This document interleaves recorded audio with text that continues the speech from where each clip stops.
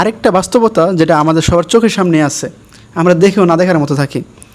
যেমন শিক্ষকদের বেতন কম, এটা তো একটা সমস্যা আছেই।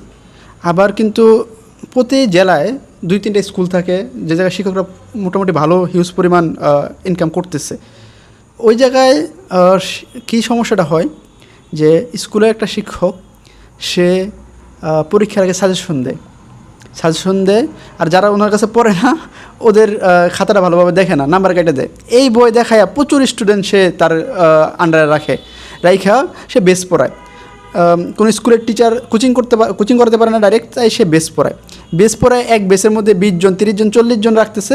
এখানে সে অল্প জিনিস পড়াইতেছে, একটা বইয়ের যতটুকু আছে 20% পড়াইতেছে সারা বছরে, তাও 40 জনের একসাথে পড়াইতেছে, গাদাগাদি করে পয়সায় পড়াইতেছে, তারা কিছু শিখতেছে না।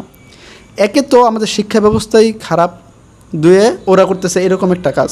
তাহলে কীভাবে এই যে যারা মিডল ক্লাস আছে বাংলাদেশের, ওরা তো নিজের স্বপ্ন নিয়ে তার ছেলেটাকে তার মেয়েটাকে স্কুলে পাঠায়, আর স্কুলে গিয়া মানে এই কোমলমতি ছেলেরা কোমলমতি মেয়েরা পরে দালালের পাল্লায়, শিক্ষক নামে দালালের পাল্লায়। ওরা কী শিখতেছে ওরা তো বুঝতেছে না, গার্জিয়ানরাও বুঝতেছে না, কিন্তু দিন শেষে গিয়ে বেকার প্রডিউস হইতেছে।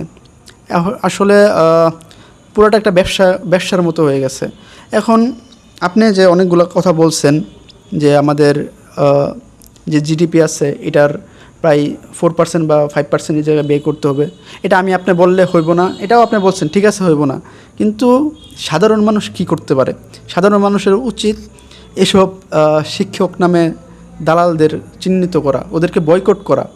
হ্যাঁ, এই যে সরকারি স্কুলগুলোতে কিন্তু বেতন ভালো, একটা শিক্ষকের বেতন 40,000 45,000, কিন্তু ওরা কি ক্লাসে পড়ায় কিছু? ওরা ক্লাসে যায়া ফোন টিপে, হ্যাঁ, তারপর বলে ক্লাস থেকে বেরোয়ার সময় বলে যে বেঁচে আইসো। হ্যাঁ, না আরেকটু আছে, বেঁচে আইসো। এই যে এত সুন্দর একটা রুম, এই রুমের মধ্যে সে এসে পড়ায় না, ওর বেশি নিয়ে যায় যে জায়গায় বসার জায়গা থাকে না, এক বেঞ্চে 4-5 জনকে বসে গাদাগাদি করে বসে, ফ্যান থাকে না, ভালো পরিবেশ থাকে না, ওই জায়গায় ওইটাকে সবার থেকে 1,000 টাকা করে নিয়ে ওই জায়গায় পড়ায়। তার সরকার যে এত সুন্দর ব্যবস্থা করে দিচ্ছে, তারপর যেই এলাকা আছে ওই এলাকায় যেহেতু এত সুন্দর স্কুল আছে ওই স্কুলে সে পড়ায় না। এগুলো নিয়ে আসলে আমরা কথা বলি না, আর আমরা হুজুগে বাঙালি, ওই বাংলাদেশের গার্জেনরা ওদের কাছেই পাঠায়, ওই ভয় ঢুকে গেছে আমার ছেলে যদি ওই জায়গায় না পড়ে তাহলে পিছিয়ে যাবো, তাহলে সেই মানে পরীক্ষা ভালো করতে পারবো না। আরে পরীক্ষা ভালো করে দিন শেষে তো বেকারই হইতেছে। 12 বছর ধরে ইংলিশ পড়া, পরে আইএলটিএস গিয়া কিছু করতে পারে না, 4বার আইএলটিএস পরীক্ষা দিতে হয়। তাহলে 12 বছর যে স্যাররা ইংলিশ পড়াইলো, ওই স্যারদেরকে কি কোনো গার্জিয়ান প্রশ্ন করছে যে স্যার 12 বছর পড়াইছি, আপনি 12 বছর কী পড়াইলেন? সে আইএলটিএসে গিয়া 4 তুলতে পারে না। এই প্রশ্ন কি কেউ কখন করে? এখন আমাদের গার্জিয়ানদের হয়তো প্রশ্ন করতে হবে, নয়তো ওদেরকে বয়কট করতে হবে, আর নয়তো যা হইতেছে তা হইব।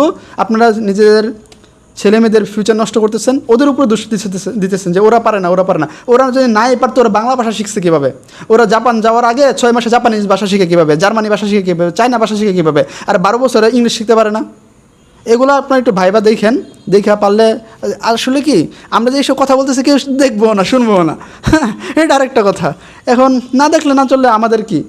আমরা হয়তো অন্যভাবে আমরা এটা করবো বা আমাদের লাইফ গুছায় নেব, কিন্তু কষ্ট হয় এইসব ছেলেমেয়েদেরকে দেখা, উচ্ছন্নে যাইতেছে, পড়ালেখার নামে উচ্ছন্নে যাইতেছে। এটা নিয়ে যদি আপনি আপনার অভিমতটা যদি বলতেন।